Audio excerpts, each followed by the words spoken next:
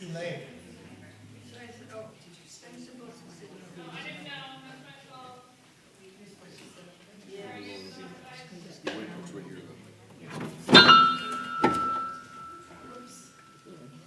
Pay no attention to the man behind the curtain. Exactly.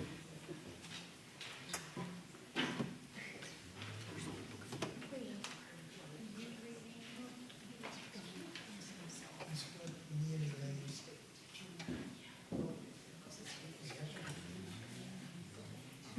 Elaine, I'm not sure.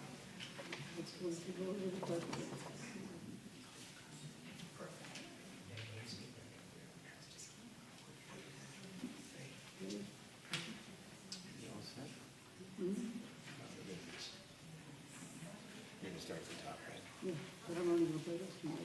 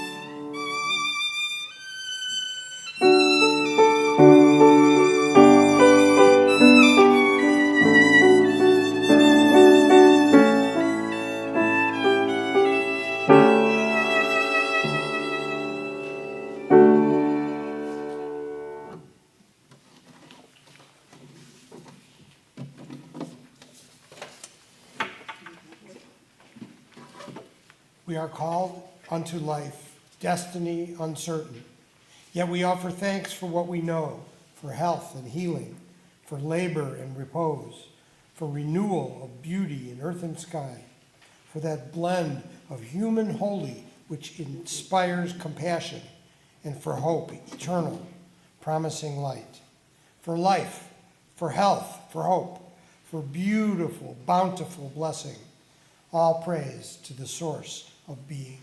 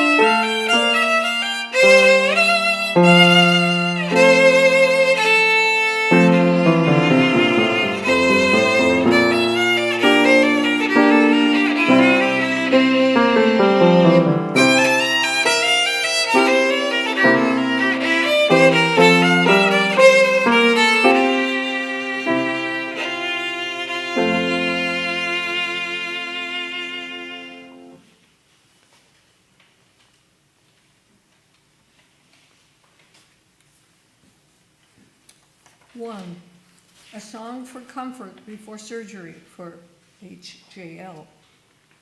Listen, because I know you will hear me as I hear this unknown I must enter, surrendering myself, my authority, if only for a brief while. Listen, because I know you will hear as I praise you as this season spreading warmth of renewal over cold earth. Even as my soul chills, is warmed. Listen, because I know you're there, hearing me, warming me, renewing me, leading me through this time to a place of health and vigor.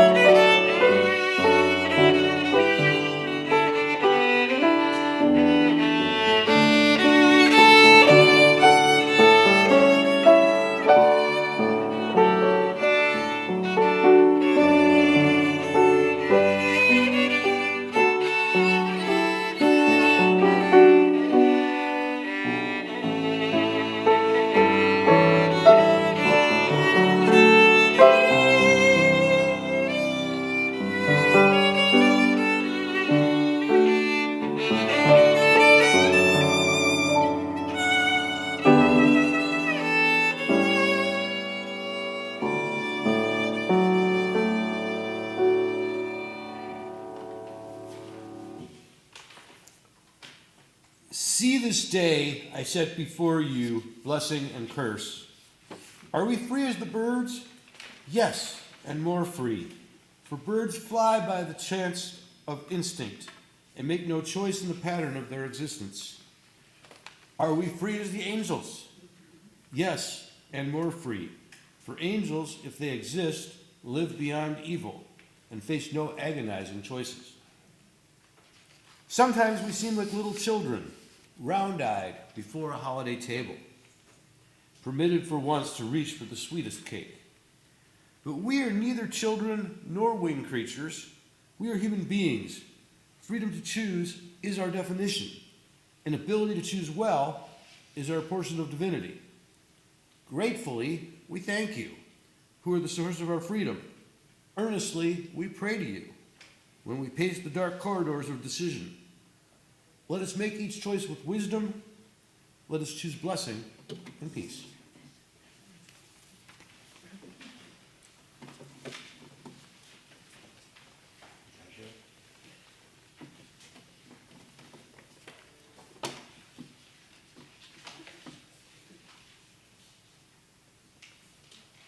Ready?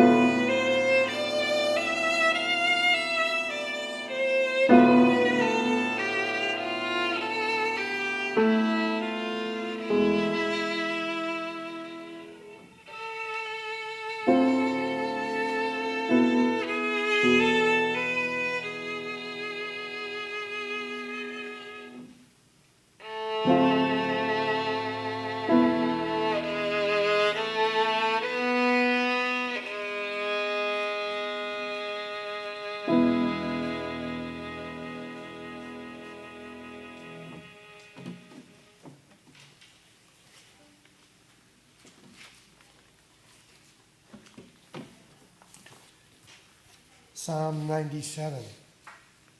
Turning, turning, I search for you. Sometimes I turn too quickly. Sometimes I forget to keep my eyes open. Sometimes I look only outward. Turning slowly, I see clearly. Hurts I have caused, anger, sadness. I see the results of not looking. Broken sidewalks trip my impenitent steps. Turning slower still, my days take focus until the paler tones of the positive appear through the harsh, glaring hues of the tasks undone, the cruel replies. Until my revolution stops, and sighing, I once again see the far distance of the eternal.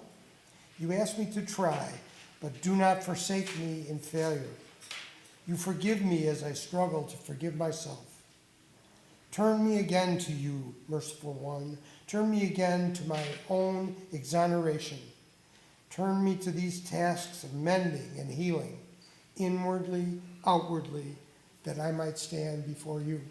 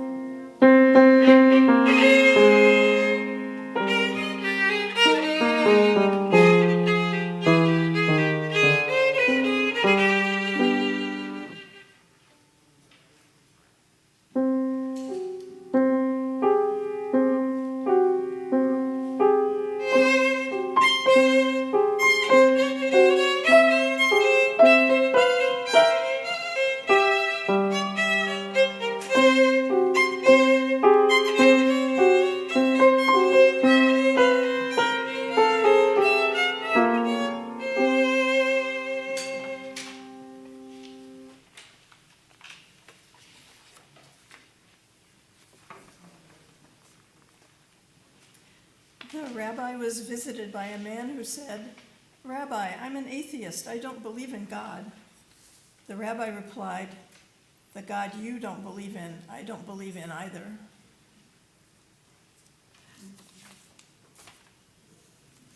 Every year on the Day of Atonement, a woman came to Berdichev to pray with the congregation of Rabbi Levi Yitzhak. Once she was delayed, and when she reached the house of prayer, night had already fallen. The woman was vexed and sorrowful, for she was certain the evening service must be over. But the rabbi had not even begun. He had waited for the woman to come, and his astonished congregation with him. When she grew aware that he had not yet recited all vows, she was filled with great joy and said to God, "Lord of the world, what shall I wish you in return for the good that you have vouchsafed me? I wish you may have as much joy of your children as you have just now granted me." Then, even while she was speaking, an hour replete with the grace of God, came upon the world.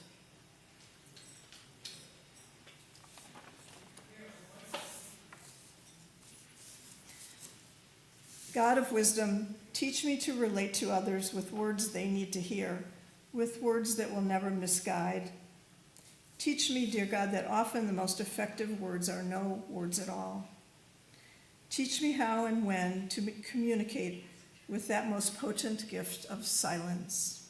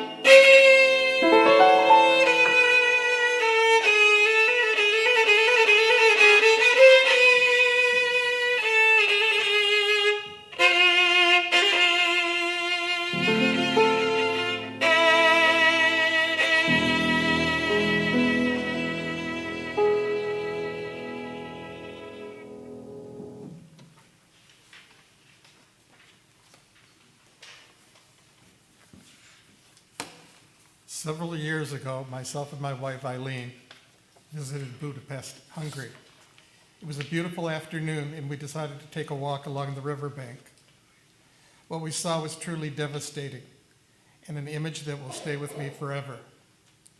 Lined up along the Danube River were 60 pairs of shoes scattered along the very edge of the river, a memorial to represent thousands of Jews who were forced to remove their shoes. Line up at the river's edge before being brutally shot in that place.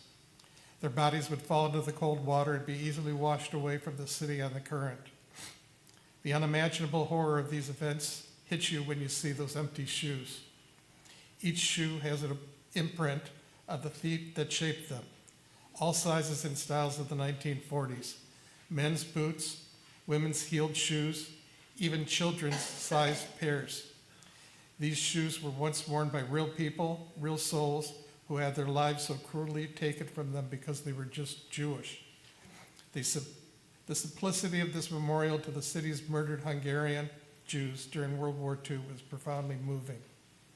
In 3 separate places in the memorial of shoes, cast iron signs read in Hungarian, English, and Hebrew, to the memory of victims shot in the Danube by Arrow Cross militiamen in 1944 and 1945.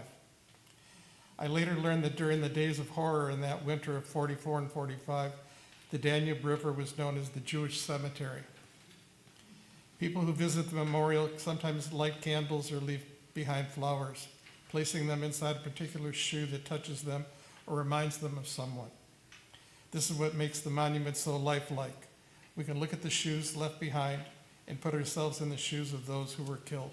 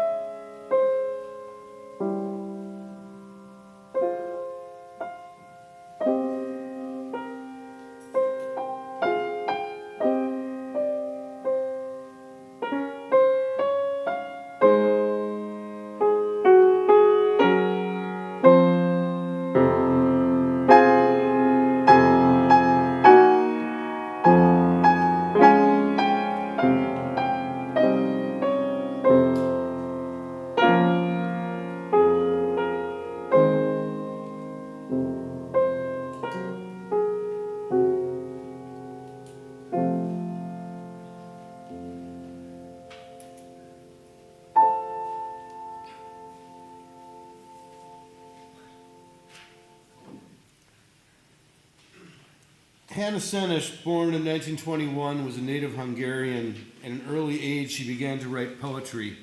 At age 12, she began to keep a remarkable diary, which also includes her poems. In her teens, she became a passionate Zionist, burning to live in the Holy Land, then known as Palestine. The British had control of that territory under the terms of the Palestinian Mandate issued after World War I. Hannah immigrated to Palestine at the age of 19. Her mother remained in Hungary. Sometime in 1944, because she spoke Hungarian and knew the country, Hannah, where her mother still lived, was recruited by the British to be a spy. Hannah was part of a group of spies, dropped by parachute into Yugoslavia. They found their way to Hungary. While carrying out her mission, Hannah was betrayed. She was captured by the police and was imprisoned. She was tortured for days. Once her mother was placed in the next room so that she could, quote unquote, better hear the screams of her daughter. When the police realized that their efforts were in vain, Hannah was tried for treason, convicted, and was sentenced to death by firing squad. An appeal was filed. Under Hungarian law, a death sentence could not be carried out if an appeal had been filed. This would be illegal. The law was ignored. Hannah was taken to the execution area. She refused a blindfold, preferring to look her murderers straight in the eye. She was buried in a Jewish cemetery. The details are unknown. Hannah was able to keep her diary, even in prison, in the pocket of her dress. The diary was found by her mother. Hannah's body was eventually taken to Israel, where she was buried with all the honors of a state funeral. Her mother and her brother performed a great mitzvah by publishing her diary and sharing it with the world. The poem, Blessed is the Match, is sung every day by Jewish school children in Israeli schools. We urge you to read the diary of this heroic woman, Hannah Senesh. May her memory always be a blessing.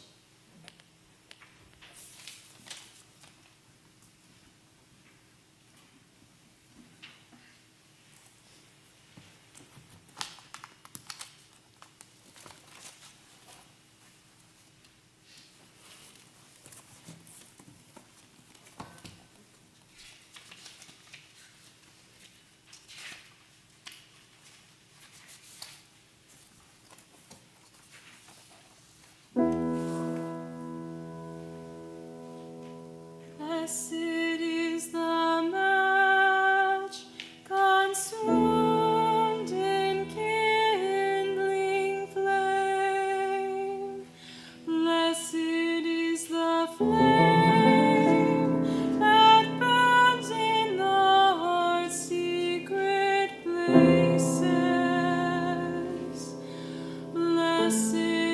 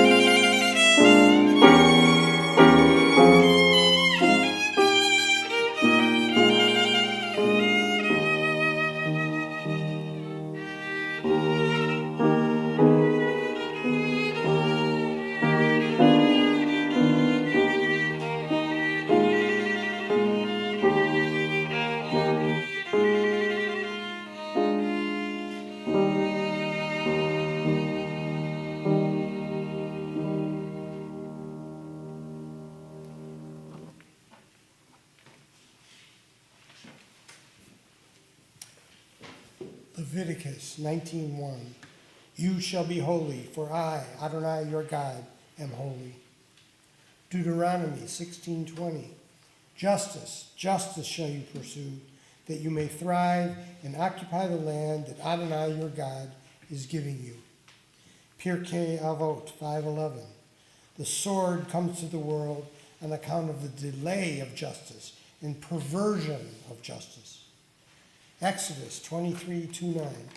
You shall not oppress a stranger, for you know the feelings of the stranger, having yourselves been strangers in the land of Egypt. Ecclesiastes Rabbah 7:8. In the same hour that the Holy Blessed One created the first human being, God guided the person before all the trees in the Garden of Eden and said, see my works, how fine and excellent they are. Everything I have created, I created for you. Think about this carefully so that you do not corrupt and devastate my world. For if you corrupt it, there is no one to repair it for you.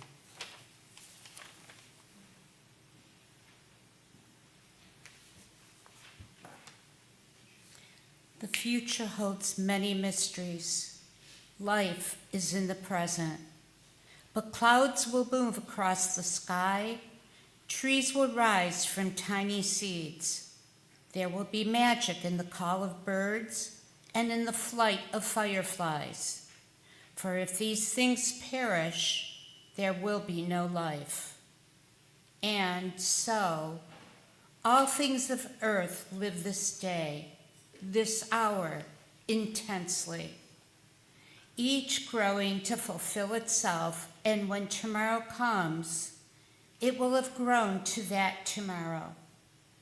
A deep, majestic harmony prevails, a harmony that cannot be upset by fluctuations. Storms will come and pass. The wind may bend and twist a tree. Rains or drought determine the size and loveliness of flowers. Birds will meet the hazards of a cold spring, and so will the frogs and the snails. And yet, life moves with certainty among all the uncertainties, while transgressing no laws, for the fundamental laws of the universe are rigid. Each life may use every resource within its reach to achieve individuality. This is the freedom life grants to every living thing.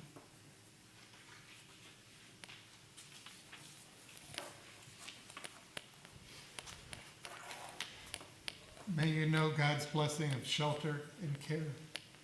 May you receive the light of God's kindness, grace. May you see God's favor and goodness. May you experience God's peace. Yivarechecha